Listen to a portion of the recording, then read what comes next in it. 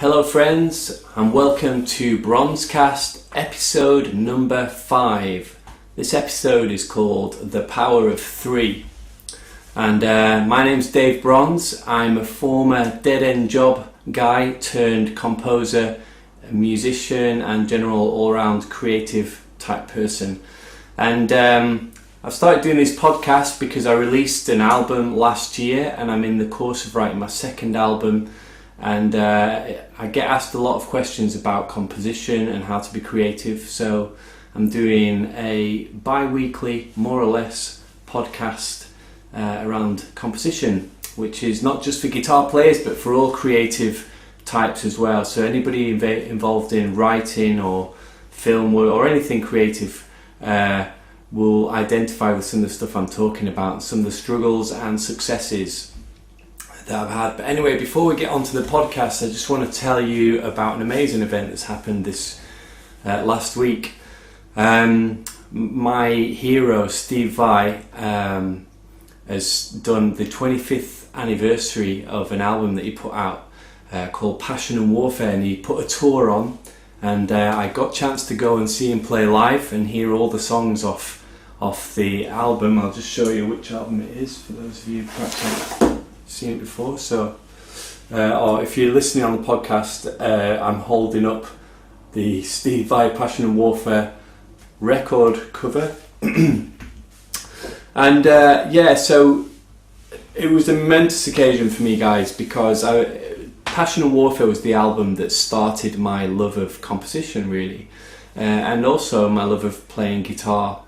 And Steve Vai had a huge effect. I mean, you can't even begin to state the effect that this guy had when he came out, when Passion and Warfare came out in 1990s. And if you haven't heard it, I urge you to go and check the album out. It is, I think, the best electric guitar album ever recorded. But it really changed everything for us. Up until Passion and Warfare, the only guitar instrumental albums have been more kind of fusion, jazz fusion type things, and rock players tend to just have a little solo.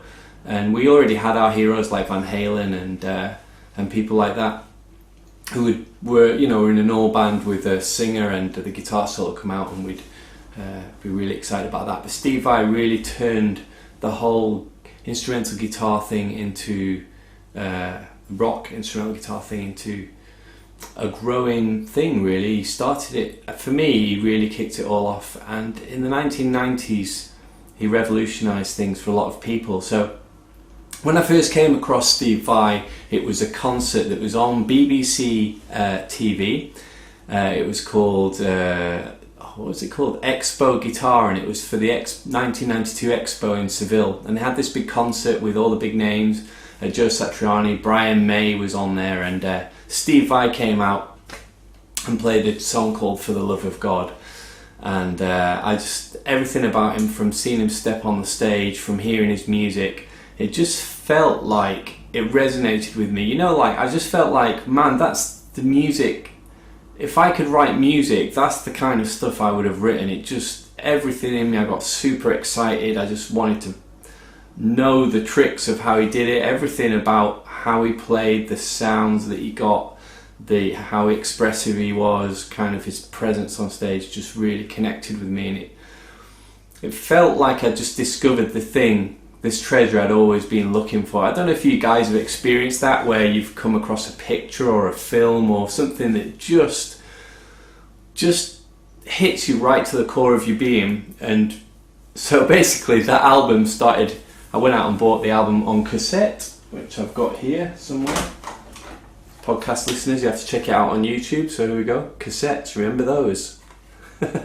Wore out the cassette, then bought it on vinyl, which I've still got, and let's see, I've got it on CD as well. In fact, I've bought 3 copies of the CD over the years because I've scratched and broke that. In the 1990s we were told, by the way, that CDs would last forever and you could drill a hole through them. The adverts used to say that they're indestructible. So 3 CDs later, and anyway, that's an aside. So anyway, so this song, For the Love of God, basically at the point I heard the song in 1991 it would have been, I didn't play guitar really, and I set out to learn guitar. And just 1 year, this is my final year at school, I was 15, just 1 year later I went to audition to get on the A-level music course, which was kind of crazy because I didn't know anything about music, I couldn't read music or anything like that. And my audition piece was For the Love of God. And now looking back, it's kind of mind-blowing that I went from not being able to play guitar to playing For the Love of God, which is pretty complex, especially for someone who's been playing guitar just 1 year. And even more amazing still is I transcribed it. So I didn't have the tab book, I couldn't afford it. In fact, I have the music book here, which I'll hold up for those of you checking out on YouTube. It's a nice fat book with all the music in. I didn't have this, at the time, and I worked it out. And so I would have spent hours and hours just rewinding the video and working it out note by note. And I'm not saying this to boast, because it's probably the worst rendition of that song I ever heard. But I suppose it's just to highlight that growth curve of being super incredibly fast, because I became guitar obsessed. I used to practice as soon as I got in from school. I practiced 3 or 4 hours whilst everyone else was watching TV, and and then later on I'd be practicing 10 hours a day. So I was really into this whole thing, and that whole work ethic came from Steve Vai himself. He was like this guru. He talked about he used to play an A note before going to bed to try and get a relative pitch. That's something I did. So I've got relative pitch. I can do an A note. I can hear it. I haven't got perfect pitch, but I've got relative pitch. He used to talk about transcribing, so I started to do a lot of transcription work. He used to talk about 10-hour workouts. So I used to have these workouts. I used to practice everything like crazy. He had this series of lessons called Tempo Mental and things like that, where he talked about being unique and playing one note in a million different ways, and that's something I used to do for hours. So Steve Vai it wasn't just his music, it was everything about him was just this thing that I looked up to. And for those of you who follow the podcasts, I think episode 2 or 3, I did this podcast called Don't Imitate Steal, and I talk about how Steve Vai's influence is really huge, and I used to be a bit embarrassed about it because, there is an aspect of my playing that sounds so like Steve Vai, and some of the compositions as well.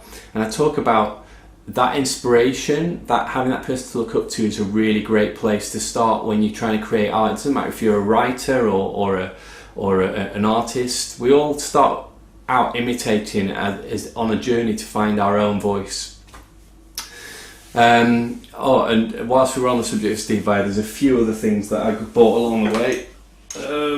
Sorry podcast listeners, but I'm holding up the Ibanez Universe guitar. That's Steve Vai's model off the Passion and Warfare record cover. This is a very desirable guitar now. Every time I put a picture up of it, people offer to buy it off me, but it isn't for sale because it's part of my history, really, even though I don't play the guitar that much anymore. So and whilst we're on that subject, check out these pictures, and I will post links up to this on my Facebook page for those who. So it's a fairly amusing picture there of me stood in the sea with my Ibanez guitar on, and even worse still, this is me doing the pose off the Passion and Warfare album cover. What a poser. Oh man. Anyway, I was only 18, I knew no better. So anyway, I just wanted to provide some context to that. And so I was at the Passion and Warfare gig, and it was such an emotional experience. I actually did cry at some of the songs. It's so exciting to hear the album played in sequence, this album that I've just obsessed about over my entire life. And guess what, this amazing thing, I had backstage passes, and my friend Tom Quayle managed to get us some backstage passes, and we hung out with Steve Vai's backing guitarist called Dave Weiner, and I got to see Steve Vai's rig and have a look at his guitars and stand where he would be standing on stage that night. And yeah, and then later on, I actually met Steve Vai, but I'll tell you that more about that a little bit later in this podcast. So today's subject: the power of three. Meeting Steve Vai got me thinking about this thing about role models, and got me thinking about the roles of different people that we need in our creative lives. So I think this is some of this information I think is going to be quite a game changer. I'm hoping for a lot of you guys listening. And I grew up in the pre-YouTube era, obviously. I'm getting on now, and I was the only sort of heavy rock shred guitarist in town. In fact, I grew up in a town, well, I've grown up all over the world actually, because my parents used to move a lot. But my teen years when I was playing guitar, I grew up in a town called Colne in Lancashire, and Colne hosted the British Blues Festival every year. So there's a sea of blues guitarists. And so trying to learn this crazy stuff in the pre-YouTube era where, you didn't really see these guys on TV. You didn't see our heroes like Steve Vai, Yngwie Malmsteen, Van Halen. Those guys, we'd hear what they did on record. We had no idea how they were doing it. And so it could be quite of an isolated experience, but it sort of created this quest for knowledge, really. And these guys became like our guiding lights, and we try our own ways of figuring out what they were doing. And a lot of that led to us developing our own style. But now the situation is really different, isn't it? We live in the internet age where our heroes, now you can go and have a look at a video of any player, you can see them teaching what they're teaching and breaking down what they're doing, and I guess doing what I'm doing now, which is sharing insights. But ironically, I feel that many ways, despite all the information that we have at our fingertips now that I could have only dreamt of when I was a kid, I think the sense of isolation is actually worst if you're a creative person. Not necessarily because it feels like you're in a sea of people now, like, everybody's putting stuff out, everybody's on YouTube playing their clever tricks, and not necessarily because of that. Ironically, because although all these people, like our heroes, seem like they're accessible to us more than ever, there's no real conversation going. So when I was a kid, I'd have to go out and find other people who were in the same situation as me, and this community form where like, how do you do that? How's that happen? Hanging out in guitar shops, hoping that a guitar player come in who could do something like a crazy technique like sweep peaking arpeggios or something like that, and we'd be like, man, how do you do that? Because all our masters now, seemingly our role models are on call almost, it feels like there's no conversation and there's no real relationship there, and therefore we have these people that we can learn from, but they seem really, really out of reach, and somehow we end up taking that relationship for granted, i.e.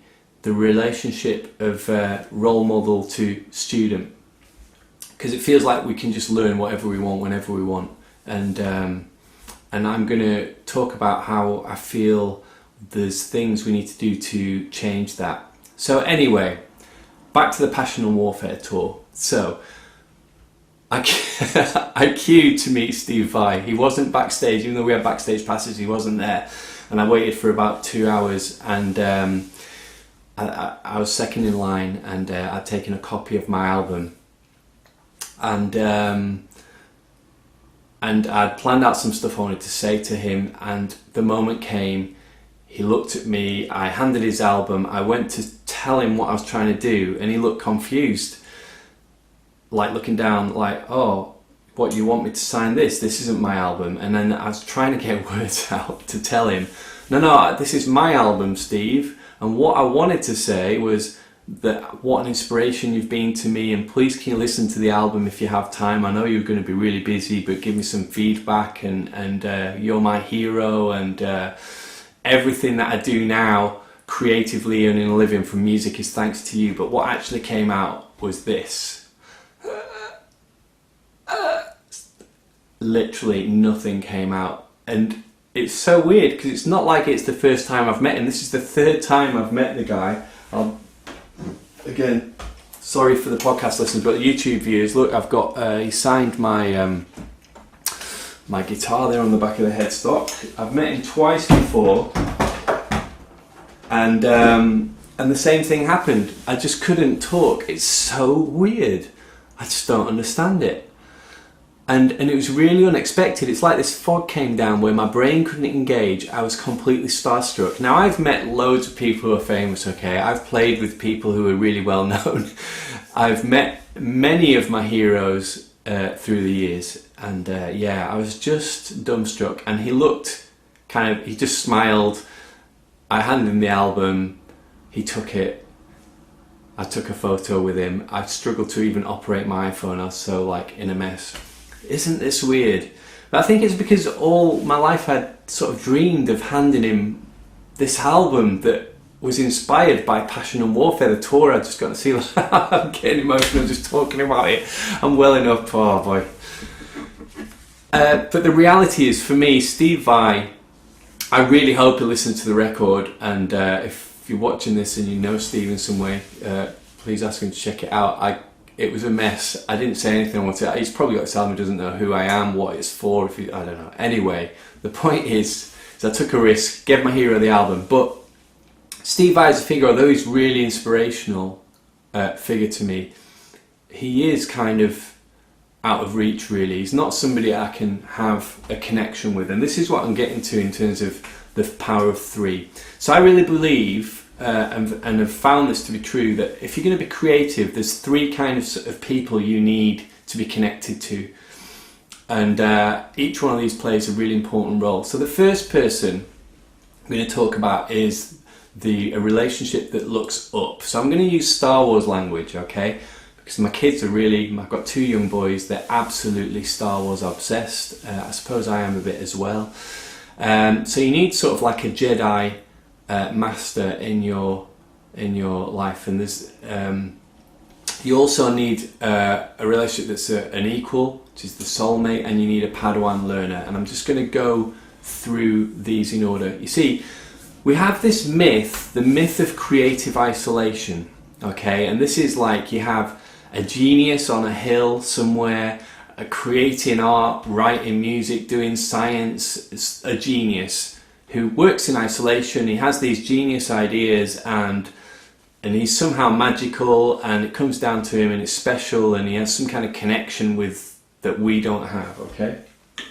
And I call it the myth of the lone wolf.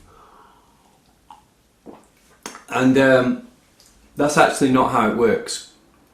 There are some people that appear to work that way, and I work all day in isolation when I'm creating, but actually there is in my life somebody who is more experienced than me, who's been here before, who's going to understand because he's faced the struggles, he's overcome them, they're in the past, and he's walked the path already, okay? To be creative, you need a mentor, all right? So in my life, I have actively looked for somebody who can mentor me, who is more experienced, more along the road than I am. And in my life, that is, there's a guy called Dave Bainbridge, who I look up to. He's a huge hero, equal in many ways to Steve Vai when I was growing up. This guy, Dave Bainbridge, he plays for keys and guitars for a band called Iona. It's kind of Celtic prog. And there's another guy, a guy called Tom Quayle, and Tom Quayle is a giant in the guitar scene. He's a fusion guitar player. I really recommend you check him out. And he's somebody I really look up to, and I can contact for advice, and it's a real privilege. So why are these two guys so important? Why is it important that I have them as mentors? Well, Dave Bainbridge was like Steve Vai to me. I first came across Iona's music when I was learning guitar, and just like Steve Vai, it really connected with me. And I decided when I was going to go into composition that I needed somebody. I wanted Dave Bainbridge involved. Like, I just thought the dream, if I could get this guy connected with what I'm doing, things are things are going to start taking off. So I went along to a gig, I took a memory stick with one of my demos on, I plucked up the courage to talk to him, and a similar thing happened to what happened with Steve Vai, where I really struggled to get a thought out. I was so nervous to talk to this man I've revered my entire life. Anyway, I handed the demo over, which felt like, a huge risk, and I'd spoken to my friends about it, and they'd said, "Oh, it's a waste of time, man, don't bother."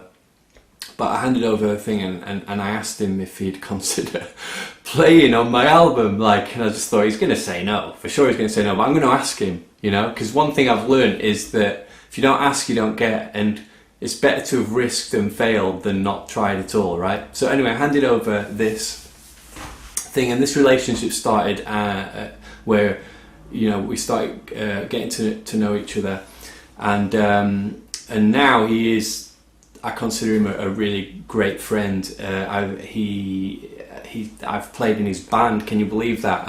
I've played some of my favourite songs on stage with this man that is a hero of mine, and we're really good friends. He produced my album, my first album based on a true story. I'm regularly in contact with him. I ask him for advice and guidance, and his opinion is gold, man. Absolute gold. And there was a risk involved in trying to find this kind of Jedi mentor master, Dave Bainbridge. And a similar thing happened with Tom Quayle. I came across Tom, really liked his playing, liked his vibe as a person, came over this genuine sort of generous guy who's got world-class skills on the guitar. And so I went to a couple of master classes that he put on and chatted to him briefly. I went and got lessons off him, and what Tom did in these lessons was he helped me to learn how to value what I do as a composer, to find my own style and develop that, and he gave me some skills on how to really bring that out, and I'm incredibly grateful for that. That was really key when I was recording my album and really trying to find my own voice. And so Tom has become a mentor of mine as well, and now I'm a co-host with him on his guitar show with the two guys, Dan Smith and David Beebe, a show called The Guitar Hour. So if you want to see more about The Guitar Hour, just Google The Guitar Hour Tom Quayle, spelt Quayle.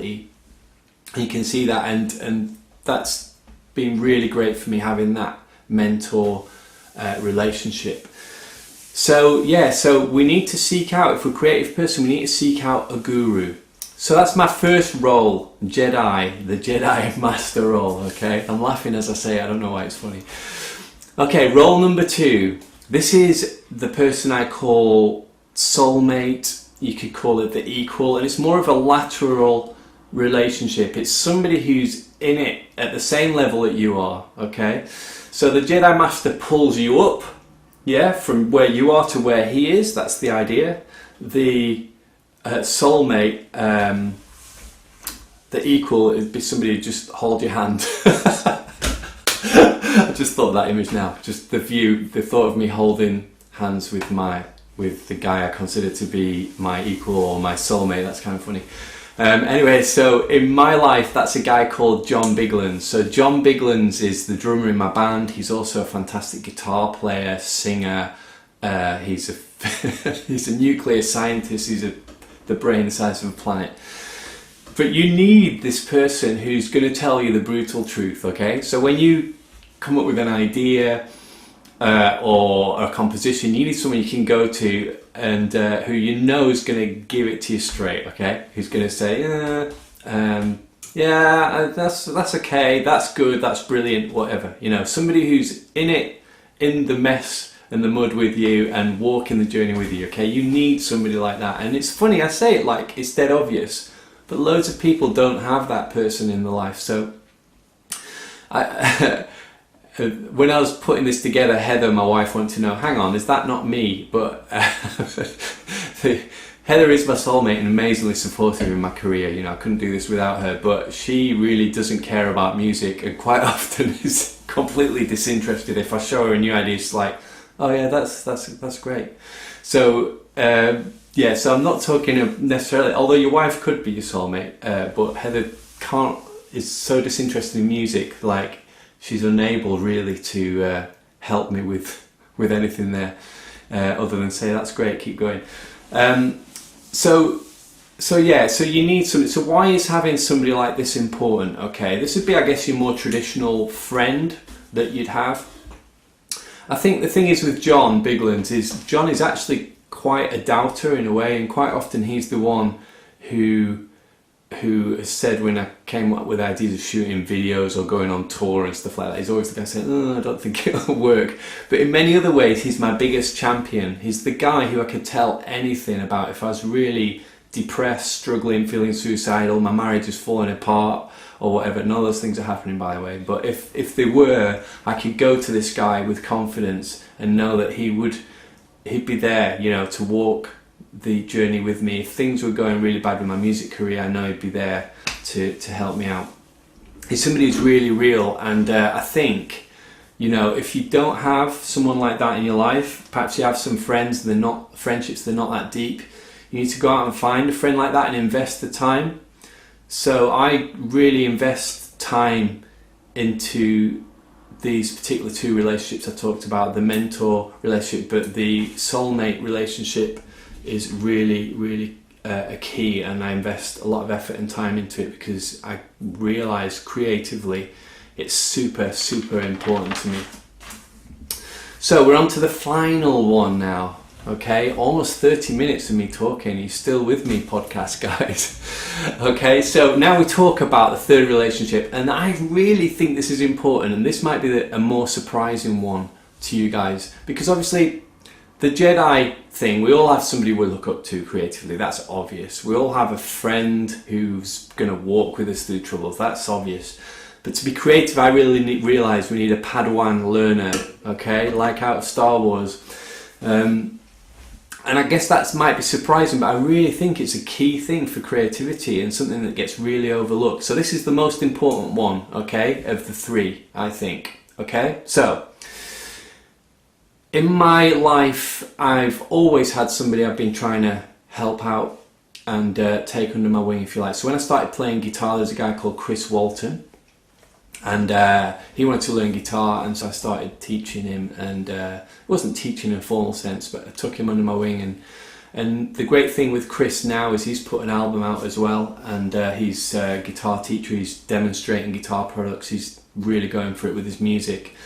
It feels amazing to see how he's progressed. And actually I learned a lot in those early years, because I started teaching him as soon as I started learning guitar. I was only probably like a week ahead of Chris, to be honest. And you know, he's in many ways a better guitar player than I am now. But I took him under my wing, and that's been really key as my development as a creative person. And currently there's a guy called, I want to tell you about, called Daniel Day. And Dan I met a few years ago. He could play a bit of guitar, and he real naturally talented musician, but he's looking to get into technique, so I taught him how to alternate pick and do loads of guitar-y technique things, and he went from being a basic player, he did grade 5 rock school guitar, and then grade 8 within I've never seen anybody progress as fast as this guy, but I think it's within a year of having lessons with me. I mean, you'll have to correct me if I'm wrong, but it was a really short time. The guy just went phew, just increased so quickly, and then he came to me and I helped him set up a guitar teaching business, and then he got on the JTC guitar degree, and I've helped him with that, with advice and stuff. The great thing about Dan now is he is one of my biggest supporters. He plays bass in my band, he plays keys in my band and guitar in my band, so he's an amazing guy. And he just started, he was just a guy who took under my wing. He never paid me. I just really recognised I wanted to invest into this guy. So why is it helpful as a creative person to have somebody who you're pulling up, if you like, from the level where they are up to where you are. Number one, I think passing skills on helps you understand what you have, okay? Passing skills on helps you understand what you have. It helps you develop your skills. It helps you break down things about what you're doing and really appreciate them, internalize them. One of the things, that's why I'm doing the podcast, by the way, as well, because as I'm writing the second album, it's really helping me to really get my head into this process and try and figure out what's going on. Because I've always had somebody under my wing, it's led to me having a guitar teaching business, which is a major income stream to me. It's enabled me to do things like youth work. I've worked in prisons. It's enabled me to get jobs communicating what I do, like masterclass stuff, where I've flown over to places like Singapore teaching guitar and stuff. And that is all things that they gave me because I was developing those skills. The other thing is it helps you stop feeling jaded, okay? If you have, and this is a really important point, if you have somebody who's super enthusiastic, who was where you were when you started learning whatever craft you're into, okay? So in my case, guitar, that enthusiasm is infectious, and the excitement of somebody going, oh wow, that's amazing, and you're giving them these things like seem like magic tricks.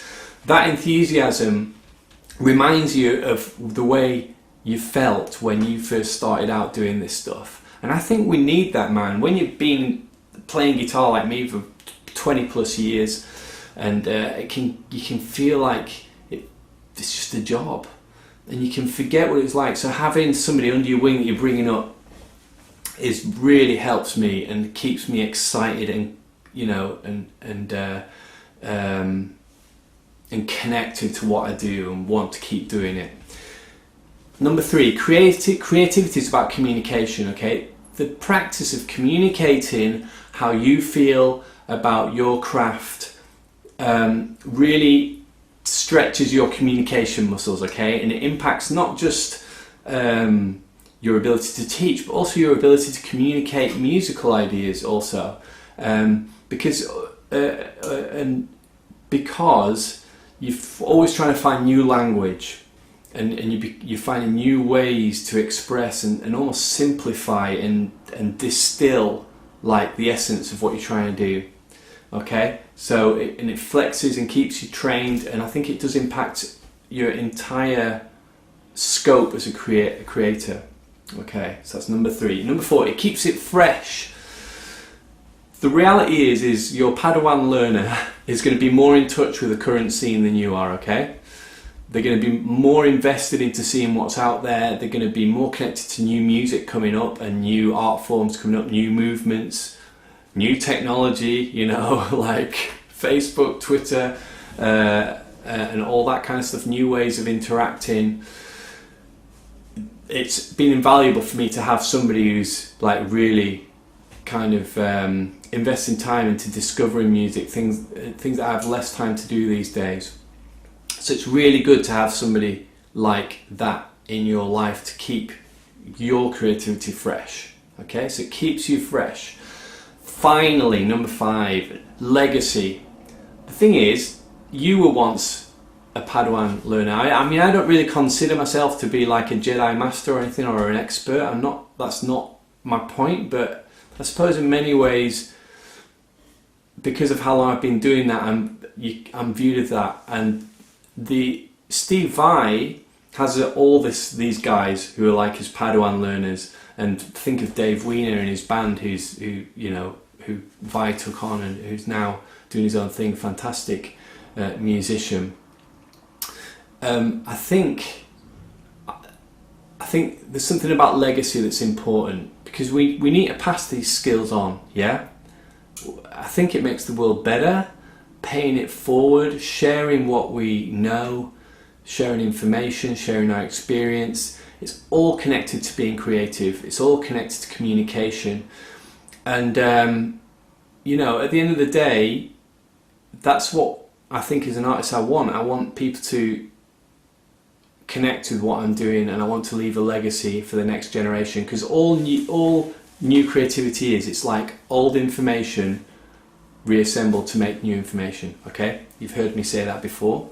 So we need to leave legacy, and I think that's why having this kind of, if you like, downward relationship where you have a Padawan learner is really key. So those are the 3 roles. Okay, so let's just wrap this up now. Okay, so I'm going to leave you 3 challenges, and I want you to do them if you can. Like, write a list right as soon as you listen to the podcast, which is going to be in about 5 minutes time. Okay, so I challenge you to find a Jedi Master. It's not going to be easy, but potentially you're going to write some names down of some people who are more experienced than you, who are going to help you on your journey. And you might face some rejection, some guys saying, "Oh, no, I'm too busy," or not, or whatever. You'd be surprised. You've just got to go for it, okay? So you probably already have some people in your head already, and I think you need to seek them out, get Skype lessons, spend some money, get to some concerts, get some talks, make those connections. If it costs you money, it's an investment that is worth its weight in gold. I am telling you now. Right, okay, do this. Having Dave Bainbridge connected to my album has enabled me to go on to make a living out of this thing that I do now. Having my Jedi Master involved, it is invaluable. You can't put a price on it. Invest. Okay, soulmate, number 2, the second one. You probably have a really good mate already. You need to find somebody who understands, who's in it, who's doing it, okay? This kind of parallel relationship, and you need to invest time into that. Find that mate, go to the pub with him, buy him a pint, take him out for lunch, him or her. Go camping, go to the pub, I don't know, whatever it is. I'm talking as a guy, those guys connect in doing stuff together. If you're a girl, do it whatever way it works, but invest in those relationships. And I actually think girls are much better than this thing, guys, to be fair. So you need to find that person. Write down a list of people you're going to start trying to connect with. Some people won't be interested in helping you on that level, but I think it is something you need to invest time and energy into. It is totally worth it. When you are down and in the self-doubt and think you're rubbish, and which is a real common cycle for artists, you need that soulmate, that guy who's going to say, "Listen, it's going to be fine, keep going," yeah, or "Don't do that, that's a really bad idea." You need that guy or girl in your life. Okay, and a Padawan learner. Okay, so you need to keep your eye out for somebody, and they're out there, somebody who needs a hand up, and being generous, and by being generous you become more generous, okay?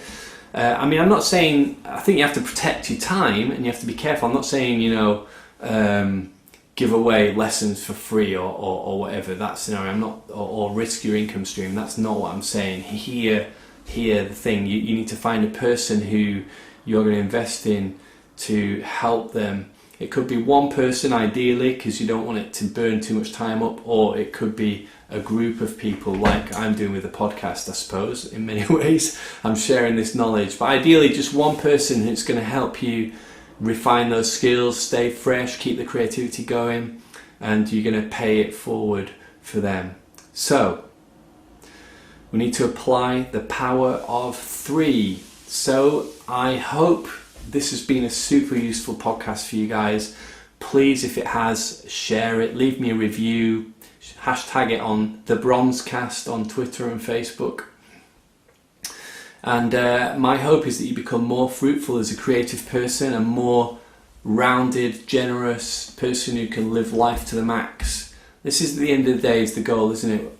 Doing the things we enjoy in life, the things that make us feel alive, being creative, communicating, okay? So, in future, I hope you always remember the power of 3. Okay guys, I've got to go off and work on my album now. Have a great week, and I'll be back with another BronsCast in about 2 weeks' time. Bye!